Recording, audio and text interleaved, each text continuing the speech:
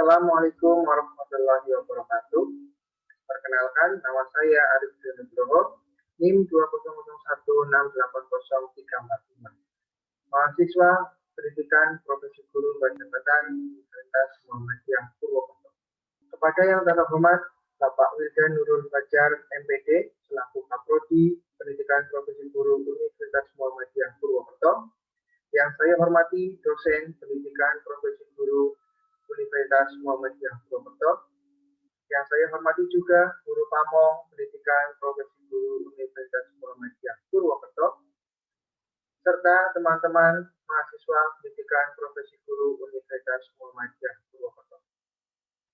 Di sini saya akan mempresentasikan hasil penelitian tindakan kelas yang sudah saya laksanakan dengan judul Upaya Meningkatkan Kemampuan Berpikir Kritis dan Kreativitas peserta didik kelas 5 SD Negeri 1 Purwokerto melalui model Problem Based Learning. Adapun latar belakang dalam penelitian yang saya lakukan, yang pertama ada kemampuan berpikir kritis peserta didik pada saat pembelajaran masih rendah. Yang kedua, siswa terlihat pasif dan kurang kreatif. Hanya beberapa yang terlihat aktif dan semangat saat pembelajaran berlangsung.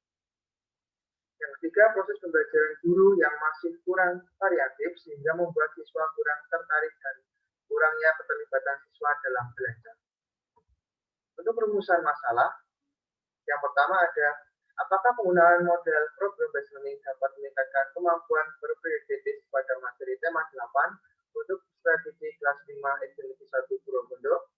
Yang kedua ada, apakah penggunaan model Problem Based Learning dapat meningkatkan kemampuan kreativitas pada materi tema 8 untuk strategi kelas 5 SD Negeri 1 Purwokerto?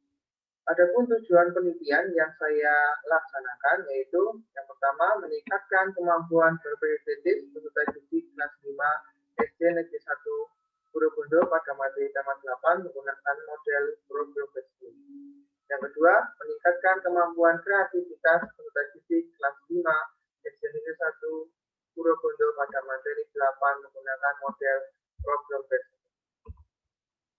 Untuk metodologi penelitian yang saya lakukan yaitu dengan jenis penelitian tindakan kelas. Untuk setting penelitian yaitu tepatnya di SD Negeri 1 Purwokerto, Kecamatan Kuarasan, Kabupaten Kebumen. Waktu pelaksanaan yaitu saya melaksanakan di semester 2, tepatnya di bulan Maret tahun ajaran 2020-2021. Untuk subjek penelitian dilaksanakan di kelas 5 dengan jumlah siswa 24 siswa, terdiri dari 12 siswa laki-laki dan 12 siswa perempuan. Untuk teknik dan alat pengumpulan data, saya menggunakan observasi, kemudian ada wawancara, yang ketiga kuesioner, yang keempat dokumentasi. Untuk alat pengumpulan data, yaitu ada lembar observasi, yaitu digunakan untuk mengobservasi kegiatan pembelajaran. Kemudian ada lembar wawancara, yaitu mewawancari guru kelas 5. Kemudian ada lembar angket atau kuesioner. Lembar angket kuesioner digunakan untuk mencari atau mengumpulkan data siswa. Yang terakhir ada dokumentasi. Adapun prosedur penelitian. Penelitian yang saya lakukan yaitu penelitian tindakan kelas dengan model Keynes and McTaggart, yaitu tahapan atau aluran pelaksanaan penelitian tindakan kelas. Yang pertama ada perencanaan atau plan, kemudian ada pelaksanaan atau action, ketiga ada pengamatan, serta yang keempat refleksi. Untuk indikator keberhasilan dalam penelitian yang saya lakukan itu untuk target pencapaian siklus, yang pertama ada berpikir kritis siswa yaitu 80,00 dengan kategori kritis. Untuk kreativitas siswa targetnya yaitu 82,00 atau kategori kreatif. Kriteria klasikal tingkat penguasaan kompetensi apabila di bawah 55%, kriterianya sangat kurang kritis atau sangat kurang kreatif. Untuk 55% sampai 64%, yaitu dengan kriteria kurang kritis atau kurang kreatif. Kemudian 65% sampai 79%, yaitu dengan kriteria cukup kritis atau cukup kreatif, 80% sampai 89% dengan kriteria kritis atau kreatif, dan 90% sampai 100% itu dengan kriteria sangat kritis atau sangat kreatif. Untuk hasil pembahasan.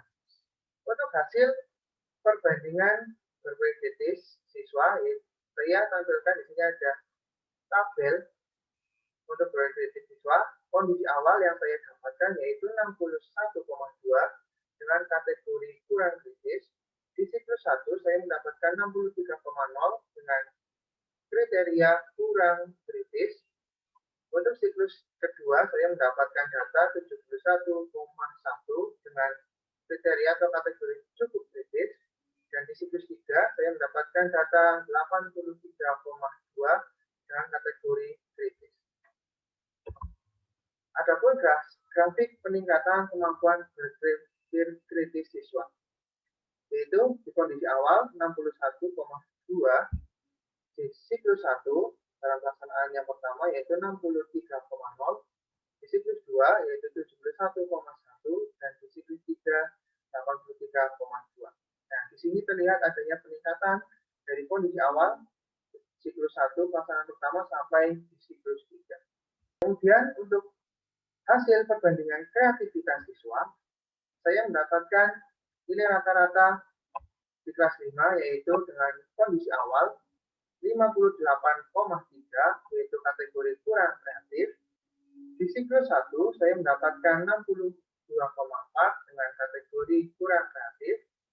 Di siklus 2 saya mendapatkan 72,5 dengan kategori cukup kreatif. Dan di siklus 3 saya mendapatkan nilai rata-rata 83,3 dengan kategori kreatif. Adapun grafik peningkatan kemampuan kreativitas siswa.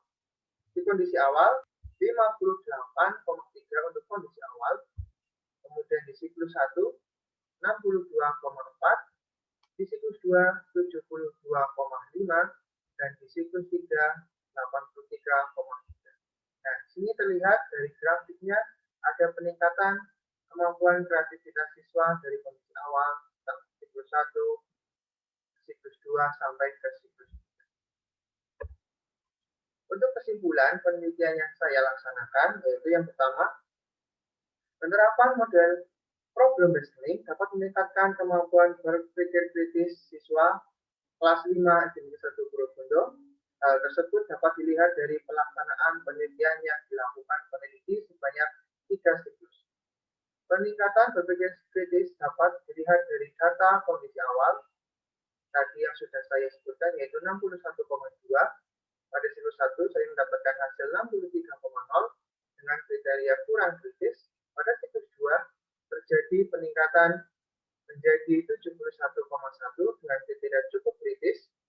Dan pada siklus 3 terjadi peningkatan lagi menjadi 83,2 dengan kriteria kritis.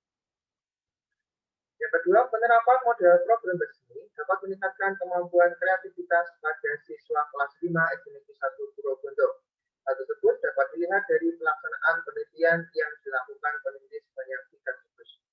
Peningkatan kreativitas siswa dapat dilihat dari data kondisi awal yaitu 58,3 pada siklus pertama mendapatkan hasil 62,4 dengan kriteria kurang kreatif. Pada siklus 2 terjadi peningkatan menjadi 72,5 dengan kriteria cukup kreatif. Dan pada siklus 3 terjadi peningkatan lagi menjadi 83,3 dengan kriteria berpikir. Untuk saran dari peneliti, yang pertama, model pembelajaran problem listening atau PBL memiliki unsur-unsur yang dapat meningkatkan keterampilan berpikir kritis dan kreativitas berbasis. Oleh karena itu, peneliti menyarankan untuk menggunakan variasi model pembelajaran di atas dalam pembelajaran. Yang kedua, penggunaan media yang digunakan dalam pembelajaran problem listening atau PBL sebaiknya lebih banyak melibatkan siswa secara langsung sesuai dengan cita-cita. Begitupun media pembelajaran di era sekarang yang secara digital, siswa dapat belajar dan mencari tahu sendiri mengenai masalah atau materi pembelajaran yang diperlukan. Sehingga guru benar-benar mengarahkan siswa agar mencapai mencapai hasil yang cukup. Sekian presentasi penelitian di halaman kelas yang saya laksanakan. Apabila ada kesalahan, saya mohon maaf yang setulus-tulusnya. Wabillahi taufiq wal hidayah. Wassalamualaikum warahmatullahi